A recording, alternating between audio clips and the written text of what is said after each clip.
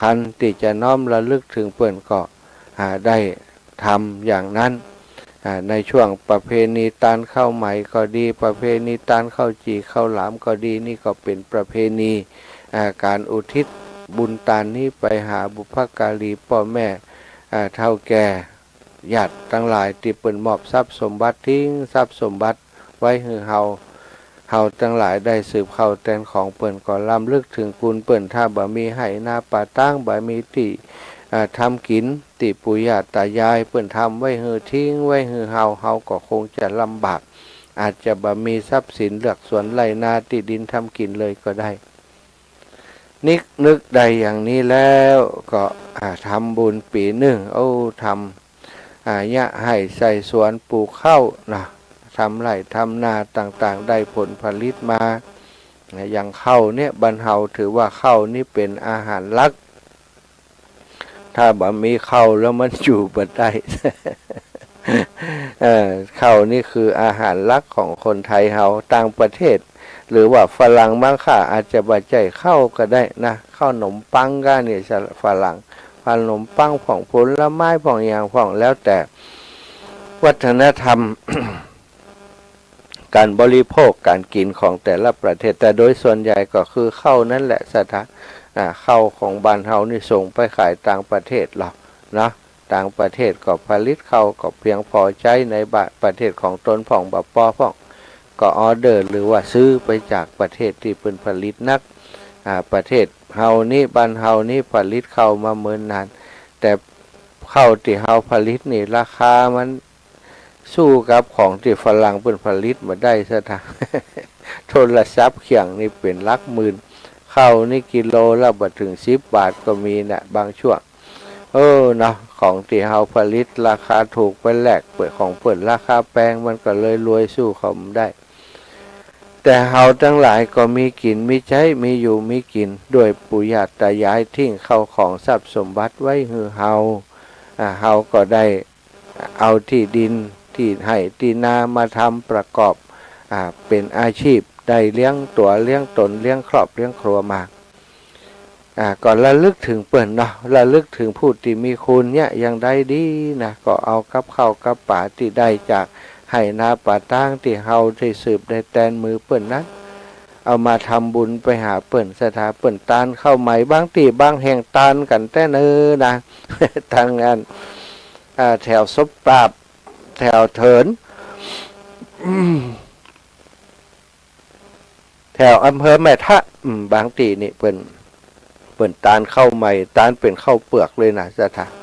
เปิ้นตานเข้าใหม่ต้องเอาไปของเต็มศาลา บางตีบางแห่งได้นักกว่าอันกฐินก็นะท่านอาจารย์ว่าอันอย่างวันสมัยก็ดีวันจัวก็ดีนี่ปตรุสถาเปิ้นเนี่ยให้เนี่ยนาดีแล้วเปิ้นตั้งใจไว้แล้วเนาะไร่หนึ่งจะแบ่งไปถวายวัดต่อใดน่ะเป็นว่าแข่งกันทำบุญ ปีนี้ได้5 ไต่ปีหน้า6 7 8 9 ไต่10 ไต่ก็ว่ากันไปบางคนเป็น10 ไต่แล้วก็มันกี่ครอบครัวสถาญาติโยม500 600 ครัวเรือนเนี่ยปวดโถเนาะครูบาอาจารย์ก็ได้กับสิ่งที่สถาญาติโยมไปทำบุญอย่างเงี้ยนะก็เอามาเป็นปัจจัยในพัฒนาบำรุงวัด ได้มาแล้วผลก็ขายคืนเจ้าบ้านนั่นนะสัตว์ เจ้าบ้านมาปูจาเป็นข้าววัดไปแล้วล่ะเป็นข้าวมงคลแล้วปูจากลับไปบางคนเปิ่นก็เอาไปเป็นอย่างเงินขวัญถุงนี่ค่ะเนาะเอากลับไปใส่ทุใส่หลองก็ทำให้เปิ่นเจริญรุ่งเรืองนะบางบ้านบางที่บางแห่งนี่เปิ่นทำนาอย่างประณีตทำนาอย่างละเอียดอย่างประณีตทำนาอย่างเอาใจใส่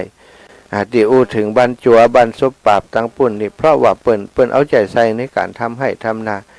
ตั้งปุ่นบ่ล่ำไข่จ้างไผ่เนาะสถาบ้านเฮานี่โตไหลจ้างเปิ่นเนี่ยนาให้จ้างเปิ่นเนี่ยนามีนานี่ก็เขามาทำรับจ้างบัดเดียวนี้เจ้านาได้ส่วนหนึ่งนะเจ้าของตีเนี่ยนี่ได้2 ส่วน บอกก่อนเจ้านานี่ได้2 ส่วนคนที่มาทำได้1 ส่วนบัดเดียวนี้กับแต่ละปัดไปแม้กระทั่งว่า ได้ถึง2 ส่วนคนก็ยังบ่ใครทำนะโอ้บ่ไหวขาดทุนว่ะกลายเป็นเรื่องอย่างอันไปเห็นแล้วบัดเดี๋ยวนี้ในสมัยก่อนทำคือพอกินทำคือได้กินเนาะคนที่เปิ่นมีนานักเปิ่นก็จะคนเขาไปขอทำนาเปิ่นบางครั้งขายให้ขายนาไปให้เปิ่นสุดท้ายก็ขอทำนาต่อแล้วก็แบ่งเปิ่นอย่างเอี้ยเปิ่นเอา2 ส่วนยักไป2เขาได้เหส่วนเดียวนี่ก็คือสิ่งที่สมัยก่อนเนาะแต่สมัยใดก็ตามศรัทธาญาติโยมคนที่ทำนาอย่างประณีตอย่างมีความตั้งอกตั้งใจนี่ทำนาละเอียดผลผลิตก็แน่นอนมันก็ย่อมละเอียดตามมาอย่างที่หมู่บ้านที่อาตมาว่าเปิ้นแข่งกันนะแข่งกันในเรื่องของการที่ดูแลนาให้ดีแล้วก็ดูแลเรื่องผลผลิตเปิ้นจะเอาปุ๋ยเปิ้นจะใช้ปุ๋ยอันนี้ไปใส่นะปุ๋ยคอกเนี่ยเอาขี้งัวเอาปุ๋ยคอกนี้ไปใส่ที่นาของตัวเก่าเอาไปใส่เอาไปบำรุงซะท่าเอาซื้อหาเสาะขี้เสาะอย่างไปบำรุงนาเอาไปปั่นไปนี่ไว้ก่อนทำทุกวิธีเพื่อจะให้ดินของตัวเองดีแล้วก็ทำนาก็ได้ผลผลิตดีสิ่งที่หันนี้แต่ละนานี่ให้2 ให้4-5 ให้ไปนี่เพิ่นจะมีตูบน้อยอยู่หลังหนึ่งซะท่าตูบน้อยตูบกลางตรงนี่นะตูบกลางตรงมีตูบน้อยอยู่ตามหัวไร่ไปนาเพิ่นโอ้ตูบอันแต่ละติละแห่งนี่ก็บ่ได้ใหญ่โตแต่ว่าดูแล้วมันงามศรัทธาญาติโยมบางเจ้านี่มี2-3 ตูบก็มีเขาถามว่าทำไมถึงทำตูบเยอะเปิ้นบอกว่าเวลามาเนี่ยการนี่ฮ้อนที่ไหนก็พักที่ห้านได้อาจารย์ว่ามันสบายดีและหลบตูบเปิ้นก็ปลูกพริกปลูกผักปลูกหยังไปน่ะเปิ้นเป็นว่าเปิ้นเนี่ยกันมาอย่างอันแล้วว่ะสมัยก่อนก็มีอย่างเอี้ยแต่ว่าบางตีบางแห่งนี่บ่มีเนอะศรัทธา ทางบ้านอาตมานี่บ่ค่อยล่ำหันแล้วบัดเดียวนี้นะสมัยก่อนนี้ก็หันมีอยู่บัดเดียวนี้เปิ้นเตไปเห็นละเตแล้วก็เอาตีอันแปลงตูบนั่นน่ะเอาแม่โคมาจกเหี่ยปั๊บเฮอเป็นเนื้อนาเดียวจะได้เข้านักขึ้นว่ะก็คิดไปแหมอย่างเนาะ แต่ว่าคนที่เปิ้นมีตูบนี่เปิ้นก็คิดไปอีกแบบนึงว่าเวลาไปอาการมันอยากจะพักไหนก็พักหั่น แล้วก็ตีพักหั่นก็มีพริกมีบะเขือมีข่ามีจะไคร้รอบนั่นน่ะไปตรงไปน้ำมันได้กินหมดซะนะอันนี้เปิ้นก็คิดคนละแบบกันแต่ว่ามาดูวัฒนธรรมของแต่ละที่มันก็บ่เหมือนกันเนาะตั้งพื้นที่ที่อาตมากล่าวถึงแถวซบปราบแถวสมัยแถวอำเภอซบปราบส่วนใหญ่ก็เป็นแบบนี้สถาไปพอตามไห่ตามนานี่เปิ้นจะมีตูบน้อยมีต้นตาลต้นอย่างปลูกไว้ใช้ประโยชน์เวลาไปไห่ไปนาของมูนี้จะนอกจากเป็นร่มเป็นเงาแล้วเอามาใช้ประโยชน์ได้ขนมตาลก็อย่างก็เอาหน่วยตาลมากินก็เป็นกุ้มขาบเข้าไปก็มีนี่เนาะแต่ละที่ก็บ่เหมือนกันแล้วสิ่งที่หันที่เมืองซบปราบที่บรรจัวบันสมัยนั้นคือเปิ้นเอาใจใส่ให้นาเปิ้นดีแล้วทุกบ้านเปิ้นจะอู้เรื่องให้เรื่องนาเปิ้นน่ะแต่ถ้าอู้เรื่องให้เรื่องนาที่เต้าแอวอู้กันเหมือนม่วนใจประมาณเนี้ยแล้วก็แต่ละที่ละแห่งแต่ละหมู่บ้านนี่ทุกคนมีนาของตัวเก่าไว้มีก็ใครมีแล้วก็ทำกันอย่างดีทำกันอย่างดีทำแล้วก็เอาใจใส่จาปูเดียปลูกไปแล้วอย่างสมัยก่อนนี่เปิ่นไปลกหญ้าไปถอนหญ้าสมัยนี้บางคนก็อาจจะใช้ยาแต่ว่าโดยทั่วไปแถวตั้งนั้นนี่เปิ่นก็ยังนิยมที่จะถอนหญ้าลกหญ้ากันดูแลโดยตัวเองเพื่อความปลอดภัยในดินของตัวเก่าที่เปิ่นทำเนาะก็แปลว่าผลผลิตเปิ่นได้เยอะขึ้นกูปีสถานที่เปิ่นบำรุงดินดีแล้วเปิ่นบัดนิยมในการเผาเปิ่นบัดนิยมในการเผาว่า นาเผาอย่างถ้ามีการเผาเปิ่นก็แจ้งก็บอกกันเนี่ยอันนี้ก็เป็นสิ่งที่ดีงามเนาะที่ได้ไปหันแล้วชื่นใจประทับใจแล้วสิ่งสำคัญก็คือเวลาได้เข้ามาเนี่ยเปิ่นจะแบ่งไว้ส่วนหนึ่งเลยนะสถาอันนี้ส่วนนี้จะเอาไปตานี้เปิ่นแบ่งไว้เลย ส่วนที่เอาไปกินเอาไปขายไปอย่างเปิดก็ทำไว้ส่วนที่จะเอาไปตานเปิดใส่ส่วนไว้เลยแล้วก็เขียนไว้เหียนี่แล้วก็เอามาตานวันนี้แหละศรัทธาเต้าไข่ไปแอวบรรจัวให้เนาะไปยิบมาสักไต่ วัดบรรจัวหลวงปู่เจ้าคณะอำเภอศพปราบเนาะพระครูวิธานพัฒนกิจนะเปิ่นก็โอ้อันนี้เปิ่นศรัทธาญาติโยมตีมาทำบุญติวัดเปิ่นไม่3-4หมู่บ้านก่อนนะศรัทธา โตเนาะก็เลยได้แข่งกันต้านแข่งกันการทำบุญวัดว่าอารามของเปิ่นนี่พัฒนาไอ้อย่างนี้บ่ยากเลยศรัทธาก็อาศัยปัจจัยจากมูลนิธิมาทำบุญเนาะบ้านอื่นเมืองอื่นก็คงจะมีเหมือนกันแต่ไม่ได้ไปหันเปิ่นบ่ได้ทุกบ้านทุกชุมชนวันนี้จัดตานข้าวจีข้าวหลามกันอีปออีแม่หลายคนก็เตรียมตัวไปวัดแต่กี้ไม่อยากจันเลื่อนใสบอกว่าจะไปวัดก่อนเนิดตุลุกเวลาบัดได้ฟังละอีนะ วันนี้ก็มาแตนเปิ้นเนอะศรัทธามาแตนท่านอาจารย์วรรณชัยชยานันโทครูบาอาจารย์เปิ้นคงมีกิจกรรมอย่างที่บอกเนาะเป็นวันพระใหญ่เปิ้นก็ไปวัดไปวากันรัศธามาพบปะกันวันนี้ก็จะต่อเนื่องกับตะคืนกันแล้วการไฟตีฟังคลื่นสีขาวหัวค่ำยามแรงตะวันนี้6 โมงถึง6 โมงถึงทุ่มทุ่มถึง2 ทุ่มตะวันนี้ได้ออกรายการแตนตุลุงยองท่านอาจารย์ชัยวัฒน์นาคเสโนลืมเปิ่นลืมชื่อในชัยวัฒน์นาคเสโนไปนึกสอเสือนำนาก่อนนึกตึมออกปุ่นนาคเสโนตุลุงยองท่านอาจารย์ชัยวัฒน์นาคเสโนบัดได้เข้ารายการอาตมาก็เข้าแตนก็ได้อู้จากันถึงไปถึงเรื่องของพระราหุลนะพระราหุลหรือว่าสามเณรองค์แรกในพระพุทธศาสนาศรัทธานี่รู้จักแล้วพระราหุลเป็นไผนี่ถ้าไผบ่ฮู้จักโอ้บ่ใจแล้วเนาะ รีบใบสมัครเป็นพุทธศาสนิกชนได้เลยพระราหุลเถระนี่ความจริงนี่ประวัติรายละเอียดของประวัติของเปิ้นโอ้น่าอินดูศรัทธาญาติโยมเนาะประสูติออกมาคืนวันที่ประสูตินั้นนะเสด็จพ่อก็ออกบวชบาหันหน้าป่อบ่ได้รับการอุ้มการกอดจากป่อเลยบ่ได้รับความอบอุ่นจากป่อเลยนะประสูติออกมาเสด็จป่อก็ออกพระเจ้าชายสิทธัตถะก็ออกอภินิสกรมหรือออกบรรพชาออกบวชนั่นเองแสวงหาโมกขธรรมวันเดียวกันนั้นเนาะศรัทธาญาติโยมลองคิดพอเนาะโอ้ลูกตีบ่มีป่ออยู่ตัวเนี่ยลูกคนอื่นนี่ป่อกอดป่อหอมเนี่ยตึงแม่ตึงป่อช่วยกันเมกช่วยกันฟันมันอบอุ่นนะศรัทธาอันนี้นี่เจ้าชายสิทธัตถะนี่เป็นว่ากัวลูกกว่าที่ว่าความฮักที่มีต่อลูกพอได้ยินคำว่าตอนที่พระองค์เสด็จมาจากประพาสแล้วก็มาอยู่ที่พระราชอุทยานคิดนึกตึกตรองอยู่นั้นพระเจ้าสุโธทนะก็ฮือทหารรับใช้ใกล้ชิดดีใจพระเจ้าสุโธทนะได้หลานบ่าวแล้วก็ดีใจตื่นเต้นบอกว่าเจ้าชายอยู่ที่ไหนล่ะเจ้าชายเสด็จประพาสเขาขจายไปบอกคนทั้งหลายก็คนทหารก็โดยซับไปปรากฏว่าไปเจอที่พระราชอุทยาน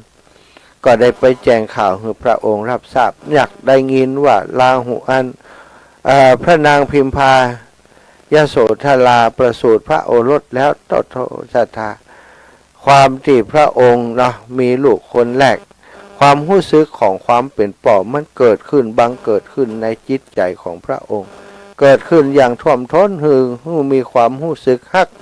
พระโอรสพระกุมารที่ประสูติออกมานั้นอย่างท่วมท้นหัวใจพระองค์ศรัทธาเมื่อสิ่งนี้เกิดขึ้นพระองค์ว่าอันนี้เป็นบ่วงที่จะมาลัดร้อยเฮาติดอยู่กับฆราวาสบ้านเฮือนอาจจะไปแสวงหาโมกขธรรมบ่ได้น่ากลัวเหลือเกินบ่วงอันนี้อันตรายเหลือเกินน่ากลัวเหลือเกินขนาดบ่ได้หันหน้ากำเตื้อได้ยินแค่ว่าพระโอรสประสูติทำไมความฮักมากมายจึงเกิดขึ้นกับเฮานี่พระองค์ก็ดำริต่อไปว่าถ้ามีโอรสสัก20 คนสัก100 คน1,000 คนเนาะเฮาบัดตุกนักเข้าไปกว่านี้กะ แล้วพระองค์ทรงมองถึงพระสกนิกรที่พระองค์จะต้องทำนุบำรุงดูแลปกปักรักษาปกป้องคุ้มครองเขานั้นก็มีนักหนายิ่งเป็นพระเจ้าจักรพรรดิยิ่งนักหนาเข้าไปแหมก็เลยมาดำริถึงว่าอันนี้คือบ่วงที่เกิดขึ้นมาเพื่อร้อยลัดเฮาบะฮื้อได้ออกบรรพชาลู่นี่ลาหูลังพันธนางชาตังเนี่ยสถาลาหูลังพันธนางชาตังบ่วงเกิดขึ้นแล้วแก่เฮาหนอบ่วงเกิดขึ้นแล้วแก่เฮาหนอพระองค์ทรงดำริอย่างนั้นบ่ได้รังเกียจพระโอรสแต่ประการใดนะสถาญาติโยมลาหูลังชาตังพันธนางชาตังบ่วงเกิดขึ้นแล้วเครื่องผูกร้อยผูกเครื่องร้อยลัดตัวเฮาให้อยู่กับคารวะหรือว่าอยู่ครองเรืองเกิดขึ้นแล้วเป็นสิ่งที่น่ากลัวเหลือเกินเพราะฉะนั้นเมื่อพระองค์ได้มีพระดำริอย่างอันแล้วนะสถาก็ตอนที่จะออกมหาอภินิสกรมหรือออกบวชนั้นพระองค์จึงแค่ได้ไปยืนอยู่หน้าประตูห้องของพระกุมารพระราหุกุมารที่พระนางพิมพาและพระราหุลอยู่ตรงในนั้นสถาหันในก็บอกเนาะเหตุการณ์ไฟบ่ได้อยู่ตรงนั้นบางพ่องก็บอกว่าแง้มประตูยื้อพอเหมือนกัน แง้มประตูยื้อพอหันพระนางพิมพายโสธราตลอดถึงข้าทาสบริพารทั้งหลายนอนเก่านั้นกายกันหั่นขลึบกึบกึมน้ำลายย้อยปากย้อยคอกันอยู่หั่นเกิดความเบื่อหน่ายหันถึงเป็นบสิ่งบดีบางามสิ่งที่หันเหมือนกับว่าป่าช้าผีดิบว่า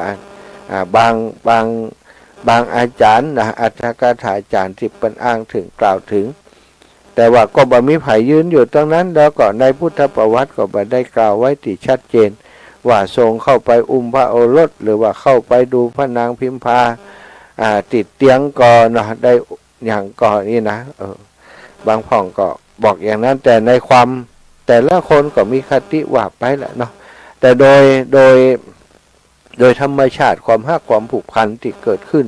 ระหว่างลูกกับป่อสถาลองขึ้นพอจะมีลูกคนแรกวันแรกเนี่ยถ้ามันตึงอยากอยากหอมอยากเข้าไปไกลอยากจะนั่งอยู่ตรงนั้นนั่งพอนาน้อยจิ้มลิ้มพิมพ์เผาแต่พระองค์บ่สามารถจะทำอย่างอันใดเพราะความทุกข์ที่อยู่ในใจของพระองค์มันนักหนาเหลือเกินแล้วก็พระองค์นี้ปรารถนาที่จะไปสู่ความหลุดพ้นไปแสวงหาโมกขธรรมสัพพัญยุตยานพลังบุญที่อยู่ตั้งหลังนี่คอยผลักดันพระองค์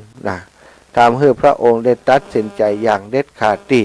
จะต้องออกบวชในคืนนั้นในวันนั้นหลายมติหลายคติก็บอกว่าเดินออกต่อหน้าพระเจ้าสุโธทนะและพระนางประชาบดีโคตมีเดินออกต่อหน้าพระประยุรญาติขออนุญาตบอกกล่าวและเปิ่นบ่อนุญาตก็เดินออกไปอย่างนั้นอันนี้บางคนบางคติก็ว่าพระพุทธองค์นี่บ่ได้ออกกลางคืนออกกลางวันนั้นตอนหน้าคนที่เปิ่นประชุมกันอยู่นั่นแหละขออนุญาตออกไปแต่โดยดีอันนี้ไผ่ก้มหันเก่าเนาะ แต่ว่าในหนังสือในพระไตรปิฎกก็กล่าวไว้ในคณะว่าในคณะที่พระบิดาพระเจ้าสุโธทนะและพระประยุรญาติกำลังล่ำร้องอยู่นั้นเขาก็ได้ออกจากวังนี่อันนั้นสถาก็แสดงว่าน่าจะมีส่วนอยู่เหมือนกันเนาะแต่ว่าเล่าโดยอภินิหารก็บอกว่าเสด็จออกกลางคืนมากันทกะปาไปเหาะออกจากบ้านจากเมืองไปถึงฝั่งแม่น้ำอโนมานาทีได้ฝั่งเนรัญชลาก็ได้ไปปรงพระเกศาตัดพระเกศาติหัตอันนี้เรื่องของในพุทธประวัติเข้ามาสอบสวนถึงว่าเรื่องที่ย้อนไปถึงที่มีพระโอรสแล้วนะพระกุมารถ้าถึงนะราหุลกุมารนี้ก็อาภัพนักแกเกิดมาแล้วประสูติมาแล้วพระบิดาก็บ่อยู่โตยสดาอยู่กับเสด็จแม่พระพุทธองค์แสวงหาโมกขธรรมถึง6 ปีกว่าจะบรรลุเป็นอนุตตรสัมมาสัมพุทธิญาณใช้เวลาถึง6 ปี 6 ปีนี้อยู่ที่ไหนบอกว่าอยู่ครับข่วยอยู่ในป่าในเขาที่นี่ก็คืออยู่ในป่าอยู่ใกล้ๆแถวฝั่งแม่น้ำเนรัญชลาแถวบริเวณแถวกรุงราชคฤห์แถวนั้นนะก็ปฏิบัติไปหาครูบาอาจารย์ที่เป็นฤาษีเป็นดาบสที่เปิ่นปฏิบัติอุทกะดาบสอาลาละดาบสไปห้ำไปเฮียนจนวิชาความรู้ที่ครูบาอาจารย์มีมันหมดมันเสี่ยงแล้วในนี้มันกำปัจจัยนี่มันยังติดอยู่ในโลกอยู่ว่าก็ได้แสวงหาต่อไปจนสุดท้ายไปแสวงหาด้วยพระองค์เองได้ทำทุกกลกิริยานักหนาถึง6 ปีศรัทธาญาติโยมบอกว่านักจนชนิดที่ว่าคนอื่นจะเนี่ยนักอย่างพระองค์แบบมีแล้วแต่นั้นเป็นการทรมานกายให้ลำบากบักเกิดประโยชน์หยังพระองค์ก็จึงได้ค้นพบสัจธรรมที่แท้จริงว่าการย้อนยานการอยู่ในกรรมคุณทั้งหลายก็ดีแล้วก็การทำตัวให้ลำบากเกินไปก็ดีอันนี้บัจจัยทางที่จะบรรลุเข้าถึงอนุตตรสัมมาสัมโพธิญาณได้ทางที่ถูกต้องก็คือสัมมาทิฏฐิของมรรคมีองค์8สถานสัมมาทิฏฐิสัมมาสังกัปปะสัมมากัมมันตะสัมมาวายามะสัมมาสติสัมมาสมาธิสัมมาปัญญาสถานอันนี้ต่างหากถึงจะเป็นทางที่จะไปสู่การตรัสรู้เมื่อพระองค์ได้ตรัสรู้แล้วก็อยู่จากการตรัสรู้นั้นนะเป็นเวลาถึง7 ปี7 วาษากว่าจะได้กลับมาที่กรุงกบิลพัสสถาญาติโยมกลับมาที่กรุงกบิลพัสตอนนั้นพระกุมารก็โตแล้วโตขึ้นมาแล้วเมื่อพระองค์ไปถึงที่กรุงกบิลพัสแล้วสถาญาติโยมก็ทรงได้ไปทำพุทธกิจไปโปรดพุทธบิดาไปโปรดพระนางพุทธมารดาก็มารดาเลี้ยงคือได้สกทาคามิได้โสดาบันแล้วก็ได้สกทาคามิผลถึง2 พระองค์จากนั้นวันที่3ของการเสด็จก็เอานันทะไปบวชวันที่7ของการเสด็จก็เอาลาหุนไปบรรพชาเป็นสามเณรองค์แรกในพุทธศาสนาสามเณรลาหุนนี้ไปก็ทรงอาภัพเทนะบัดได้อยู่กับเสด็จพ่อตั้งแต่น้อยแต่พระองค์ถูกอบรมได้เลี้ยงดูจากพระมารดาที่เป็นผู้ที่มีเมตตาสูงมีความเข้าอกเข้าใจจากต่อพระโพธิสัตว์เจ้าชายสิทธัตถะว่าพระองค์บัดได้เสด็จหนีไป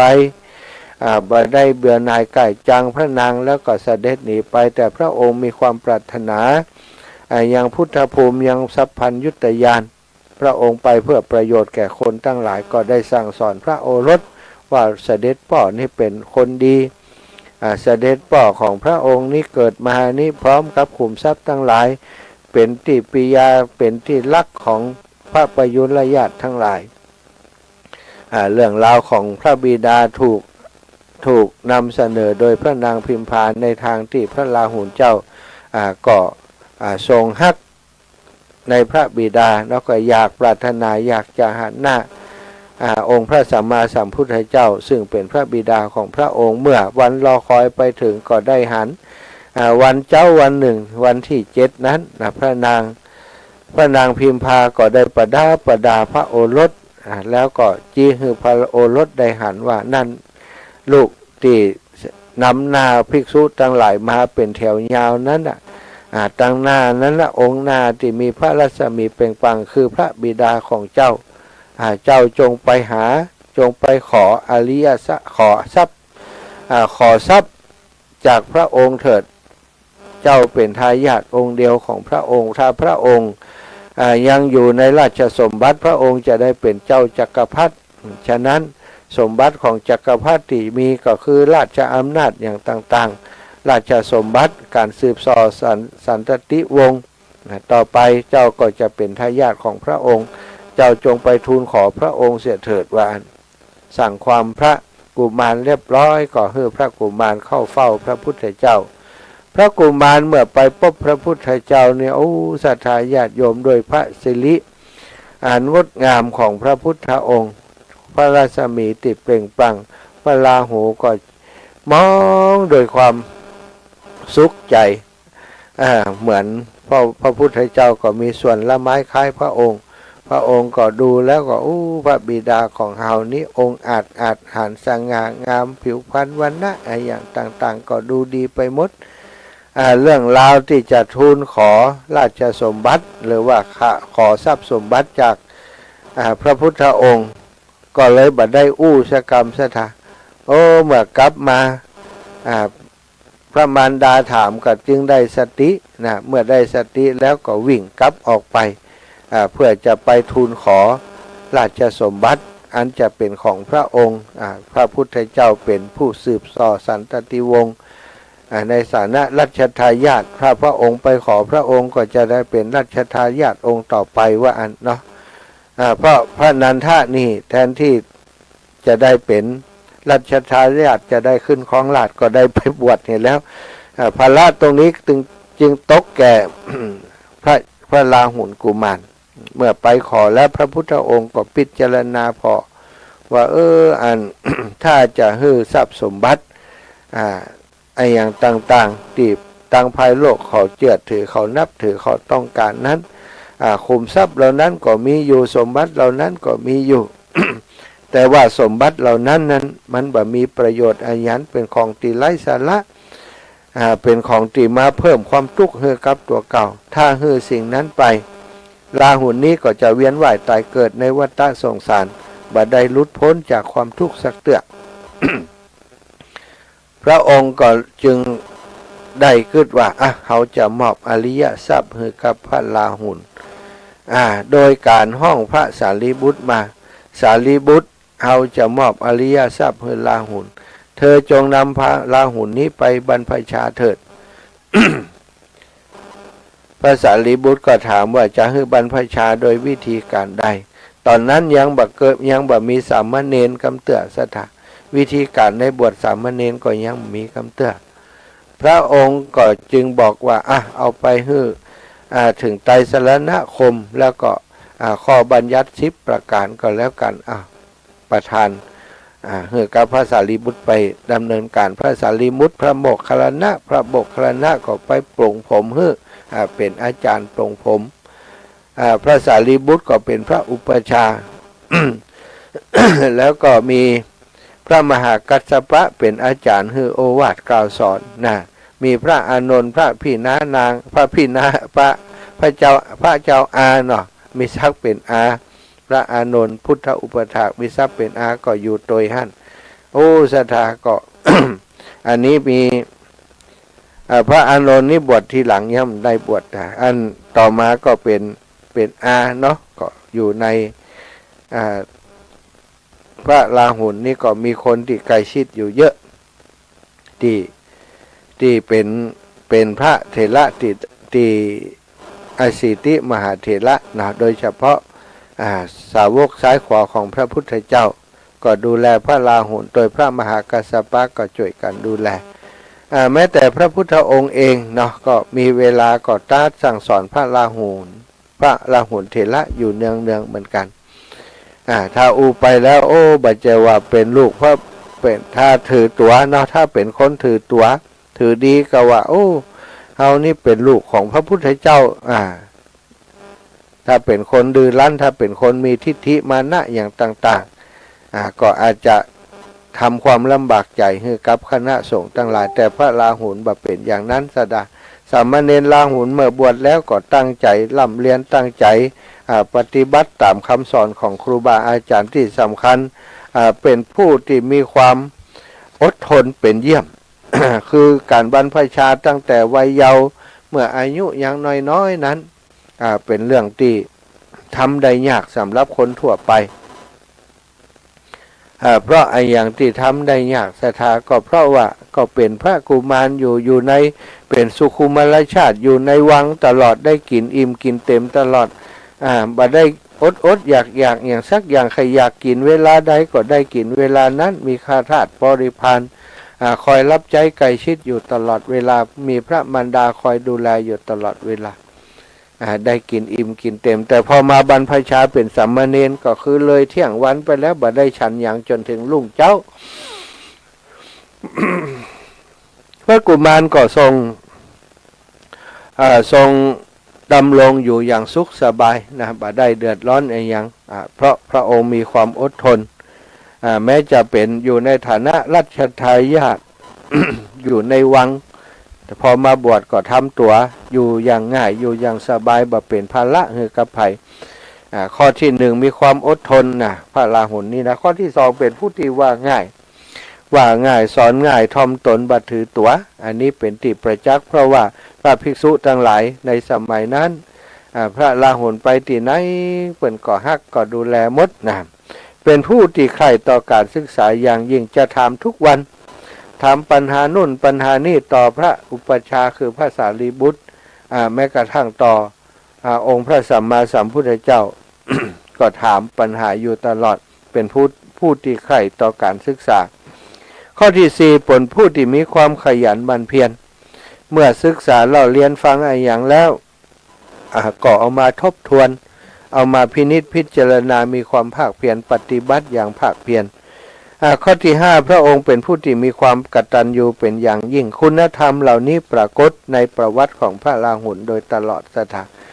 โดยเฉพาะข้อที่หนึ่งที่ว่ามีความอดทนเป็นเยี่ยมมีความบัดถือตัวนี้อย่างที่เป็นออกกฎระเบียบว่าบังคับพระสงฆ์นอนกับอนุสัมบันอนุปสัมบัน ก็มีปัญหาเนาะพระภิกษุทั้งหลายเมื่อก่อนนี้พระราหุลนอนตัวใดหรอกต่อมาเมื่อมีวินัยข้อนี้บัญญัติขึ้นมาก็พระราหุลก็บ่สามารถจะไปนอนกับพระภิกษุทั้งหลายได้กว่าเปิ้นจะผิดศีลกว่าเปิ้นจะต้องอาบัติซะตามซ้อหาที่นอนที่ไหนบ่ได้โอ้ที่มีที่ว่างอยู่ที่หนึ่งที่เป็นที่มุงที่บังก็คือเวชจักุติที่พระพุทธองค์ทรงใจอยู่ราหุลก็เข้าไปนอนในหันวะสตาโอ้อินดูตะส้วมในสมัยก่อนก็คงบัดเหมือนสมัยนี้เนาะที่ดับกินดับอย่างได้หมดน่ะเพราะมันสมัยนี้มีแบบคอห่านอันสมัยนั้นมันจะมีหวังสตา พระราหุลก็เข้าไปนอนในหันเวลาจะเข้าห้องน้ำพระพุทธองค์ทุกครั้งจะมีการกะแอม กะแอมเสียก่อนโอ้เมื่อมีคนกะแอมอยู่ทางนอกราหุลสามเณรราหุลอยู่ทางในเนาะก็กะแอมตอบพระองค์ก็ถามว่านั่นไผราหุลก็บอกข้าพระพุทธองค์ราหุลพระเจ้าค่ะแล้วก็ออกจากเวชจักุติมากราบพระพุทธองค์พระองค์เกิดธรรมสังเวชสลดใจว่าอันนี้เป็นพุทธบุตรเป็นนั่น พระโอรสที่เกิดจากพระอุระของเฮาแล้วก็ถึงขนาดที่ต้องมานอนในเวชจักุติเลยกะก็มาคิดว่ามันเกิดอะไรอย่างขึ้นตอนนี้สงฆ์ทั้งหลายหมู่สงฆ์ทั้งหลายเป็นอย่างใดกันถึงบ่ได้ดูแลราหุลกุมารถ้าวันหน้าต่อไปหรอถ้ามีสามเณรบวชนักขึ้นแล้วก็บ่ได้รับการดูแลจากพระภิกษุสงฆ์องค์สังฆเจ้าเขาจะอยู่กันได้อย่างใดนี่เมื่อคิดอย่างนั้นแล้วพระพุทธองค์ก็หลังจากออกจากห้องน้ำมาแล้วเนาะสถาก็เรียกประชุมสงฆ์ประชุมหมู่สงฆ์ทั้งหลายก็เอาเรื่องนี้ขึ้นมาพูดถึงถามพระสารีบุตรว่าตะคืนเนี่ยราหุลอยู่ที่ไหนราหุลนอนที่ไหนสารีบุตรถามอุปัชฌาย์ก่อนสารีบุตรก็บอกว่าไม่ทราบพระเจ้าค่ะบัดได้นอนที่ศาลากาที่ตรงนั้นตรงนี้กาพระองค์ก็บอกว่านอนที่เวชจักุติสารีบุตรเกิดอะไรอย่างขึ้นบัดเดียวนี้สงฆ์ตั้งหลายของเฮานี่ขาดความเมตตากะบัดดูแลซึ่งกันและกันกะลูกเน้นตัวน้อยๆนี่ถ้าวันนาเปิ่นบวชกันนักกันหลายเฮาจะแยะอย่างใดกันนี่ขนาดนี้เป็นพุทธบุตรนะเป็นลูกของที่เกิดแต่อกของเฮานี่ยังบ่มีคนดูแลถ้าวันหน้าไปลกุลบุตรที่มาบวชนี้ถ้าเฮาละเลยเพิกเฉยอย่างเขาจะอยู่ได้อย่างใด ก็เลยได้ออกกฎระเบียบก็ถามภิกษุทั้งหลายว่าก็กว่าด้วยข้อวินัยข้อนี้ที่ว่าพระภิกษุบอกควรจะนอนในที่มุงบังหรือว่าในที่พักในห้องเดียวกับอนุปสัมบันถ้าไผ่ทำอย่างนั้นก็จะต้องอาบัติปาจิตตีโดยกว่าเก่งกว่าต่อพระวินัยข้อนี้ต่อมาพระพุทธองค์ก็ซึ่งทรงบัญญัติวิในข้อนี้ใหม่ว่านอนได้3 วันเกินจากนั้นต้องออกไปก่อนแล้วก็นอนใหม่ต่อได้ว่าอันนี้คือ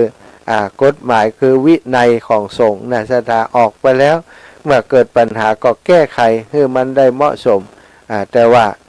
ก็ยังทรงคงรักษาไว้ซึ่งข้อบัญญัตินั้นอยู่เองนี่คือเรื่องของพระราหุลที่มีความอดทนเป็นอย่างยิ่งเป็นที่สุดขนาดแม้กระทั่งว่าเป็นรัชทายาทเนาะก็บ่ได้ถืออภิสิทธิ์ยังนะศรัทธาช่วงนี้จะปั่นเวลาให้ศรัทธาที่ฟังชั่วโมงแรกโทรเข้ามาหน่อยชั่วโมงต่อไปบางสถานีก็อาจจะบ่ได้รับสัญญาณไปเนาะมีหลายท่านหลายคนติดตามทาง Facebook ไลน์เนอะขอบคุณทุกคนทุกท่านที่ฟังจากทาง Facebook ไลน์ไผ่พ่องเนาะที่เปิ่นติดตามโอ้แม่มะลิวันเจริญเนตรเจริญปอนเนอร์โยมแม่กราบสาธุแม่เรนูชัยวงศ์ขอกราบไหว้สาธุสาธุเจ้าข้าแม่บานเย็นสำเนียกเนาะก็ไหว้สาแม่พิษสมัยสีเทพทำลงกราบไหว้สาเจ้าพระอาจารย์วันนี้วันพระแม่ขออนุโมทนาบุญโดยเนื้อเจ้าสาธุเจ้าเจริญปอนแม่ลาวันกุยคำแม่ครูสาธุเจ้าข้าแม่ศรีธรเปรมจิตจากชัยประการก็ฟังจากทาง Facebook โยมแสงเดือนบ้านหาดเนาะก็หาดปูได้ก็ได้ฟังอยู่บุญเรืองชัยเงินก็กำลังรับชมอยู่แม่น้ำเงินราชบุรุษกราบสาธุเจ้าข้านะเจริญปอนโยมแม่โยมน้องพันนิตาพรหมมินทร์ก็รับชมกันอยู่ชมกันอยู่หลายคนด้วยเนอะศรัทธาก็ขอบคุณทุกท่านทุกคนมาแล้วโทรศัพท์อันนี้ไปวัดกาโยมแม่สุกแก้ว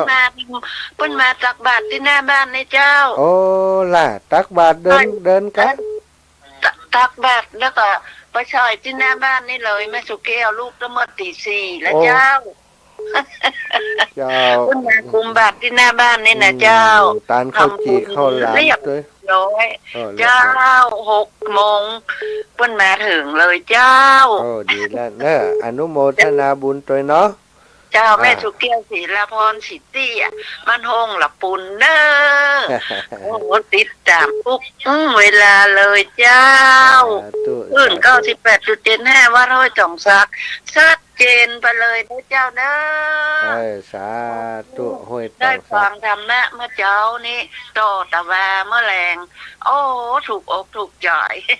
สาธุเนาะติดตามจนจบเนอะเจ้าแม่สุกแก้วศรีละพรสาธุเด้อเจ้าเด้อสาธุแม่สุกแก้วจากบ้านหงลำพูนเจริญปอนโยมแม่เจ้าแม่ฟังอยู่เนอะแม่ย่านางคำอายเสียงแข็งแรงขึ้นแล้วลึกได้ละก้านี่เจ้าลึกได้ละเจ้า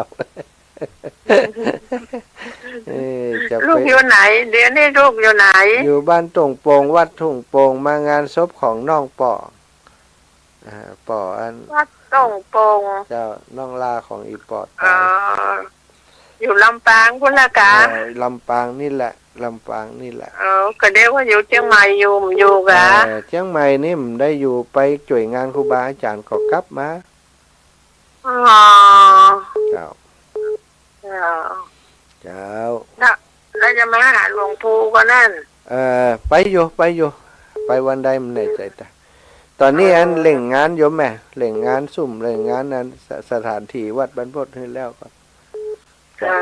แล้วแม่ก็จะร่วมดำป้อยหลวงตัวได้ทำได้นั่นเจ้าแล้วก็ถ้านี่ก็โทรมาบอกจะหอมต่อได้ถึงได้ไปทั้งปุ่นไหมได้ไปมาอยู่เนาะไปอยู่เจ้าเราหอมติบ้านเนาะเจ้าแม่หอมติบ้านยังกูเตือนนะจะหอมต่อได้ก็ใส่ซองไว้ฮะตามเพจจะหอมเจ้า สา โอ้ ธุ วันนี้มันจะมาเอาสอง สาธุสาธุ เจ้าสาธุ แม่นางคำอ้ายแน่สันสลีเวียงป่าเป้าเนอะเอาตะกี้แม่สมบูรณ์ครับบัดตันแม่ศิรินทิพย์นะแม่โยมแม่ศิรินทิพย์บุญเลิศมาแล้วตอนนี้มาเชียงใหม่แล้วเมื่อก่อนอยู่กรุงเทพแม่เดือนเพ็ญทิมวางเนาะโยมน้องนงรักชัยชนะกราบสาธุเจ้าอัมพรที่อินนะจากสันกำแพงเจริญปอนเนอร์ดาวเรืองวงวันสาธุสาธุนะอาละสัทธาญาติโยมติดตามตังเฟซบุ๊กก็มีติดตามตังติดตามตังวิทยุก็มีนะตังนี้เจ้าโยมแม่ สบายดีแล้วเนาะ สบายดีขึ้นกว่าตะวาละ ดีแล้วจ้ะแต่ว่าสุกประตูมตะวันนี่ หน้ากานี่ก็ซบนี่วันนี้เผาซบบันเมืองปานนี่แม่ อ๋อวันสายเด้อฟังอยู่เด้อแต่คืนนี้ไม่โทรละบัดตอน จะวันผูกก็จะไปปูนนะไปพะเยาอีแม่วัดห้วยบงพะเยา อันนี้จะอ่อนละอ่อนนั้นจะไปวัดจะก็ไม่ลีนนี่จะขับวนตะวันจะไปตัวเขาเห็นวันนี้ เจาะดีละเน่ไปเอวพ่อ จะไปกินไปทานกับเพื่อนเนาะ สาธุแม่ อยู่บ้านกับง้อมนะจ๊ะ น่ากะไปเสาะพักผ่อนห้องเน่ะ จะไว้สาเด้อฟังอยู่เด้อ สาธุแม่สุแก้วคำอ้วน น้ำมันสการเจ้าท่านจ้า เจ้าแม่ มันบดีขึ้นนักเนาะเจ้า ดีขึ้นนักแล้วแม่ แม่หันนั้นท่านอุ้มละอ่อนน้อยมันนะครับ หลานเบาหลานน้อย เจ้า แต่ว่าไปอยู่ด้วยปู่ก็อยากคิดถึงปู่อยากอยู่กับปู่อย่างแม่เปิ่นขับรถลูกเจียงใหม่ปะ น่าขนาดเลย น่าจัง แม่ที่ตามคนสมุทรนะยังไม่ได้โทรมาได้ อ๋อเจ้าแม่ ท่านอาจารย์ดูไม่อยากอันนี้ส่งตังไปเลยพอไปหลวงครับ อ๋อ ท่าน ได้ครับ เอาประเดี๋ยวนี้คนที่ส่งตังแม่ผู้เจอผู้ไปยุ่ง เจ้าแม่มันเป็น ตันเนาะ โอ้ เจ้า ชาวฮกปุ่นเองแม่ เจ้า เจ้า ท่านจะที่วันที่25เนาะ เจ้าแม่ เจ้า สาธุเด้อแม่เด้อ เจ้า จะเลินพรแม่น้อมโยมแม่น้อมสุภาวงศ์ วันนี้เนาะฝนตกเนี่ย ตกอยู่ล่ะตั้งเพยุดละแม่ มันเดี๋ยวนี้มาตกละ ยุด มันเย็น เย็นละดีละตกทั่วฟ้าเมืองไทยได้กะคือในเมืองในเมืองลำปางก็ตกถามพี่น้องตังเวียงปะเป้าตังแม่สวยก็ตกตังเมืองฝางก็ทะยะตกนักอยู่เจ้าอีแม่แม่น้อมสุภาวงศ์เนาะแหมซ้ายนึงจะเลินพร3480ครับอาจารย์ครับ ครับผม งานวันพุธอาทิตย์วันที่26คุณทำวิธีตอนโตเลยนะครับ ทำพิธีตอนเจ้า10 โมงครับ 10 โมงแหละครับ ครับผม แล้วผมจะเข้าไปประมาณสัก9 โมงในตันอยู่เนาะ น่ากาตันอยู่ทหารจ้างฟ้อนอยู่9 โมงนี่ ครับ จ้างฟ้อนมีอย่างอยู่ครับจ้า โมงจะไปประมาณ9 โมงเลยครับ โอ้ ผมมันลูกม้ากับแมวเลยครับ จะไปหน้าไปแอลหากัน ครับ ดีแล้วสาธุป่ะ ครับ พี่น้องผาแมวเนี่ยโอ้มันคงไปมาหาสู่กันตลอดสาวบ้านเมืองลี่มาแล้วแม่หลงบ้านโบกลี่ละปูน เช้าอยู่ลำปางเมื่อวันเดียวอ่ะ อยู่ลำปางจะไปไหนบ่ฮู้เตี้ย มันผูกจะไปพะเยามันผูกจะไปครูบาอาจารย์เปิ้นลือวิหารก็จะไปออกห้องตานจะเอาก๋วยเตี๋ยวไปสู่เปิ้น ไว้หันกำนี่กำมี ได้ช่วยเปิ้นเอาบุญมา เอาบุญเนาะ เอาบุญมาปั่น บุญจะอยู่ด้วยบุญเดี๋ยวนี้ นะคะว่าอยู่ด้วยบุญนั่นแหละ เจ้า นะสาธุขอบคุณเด้อ เจ้า ชั่วโมงนี้พักผ่อนก่อนเด้อศรัทธาญาติโยมปิดสายก่อนเนาะมาฮับสายเนอชั่วโมงหน้าค่อยว่ากันเนาะชั่วโมงนี้พักก่อน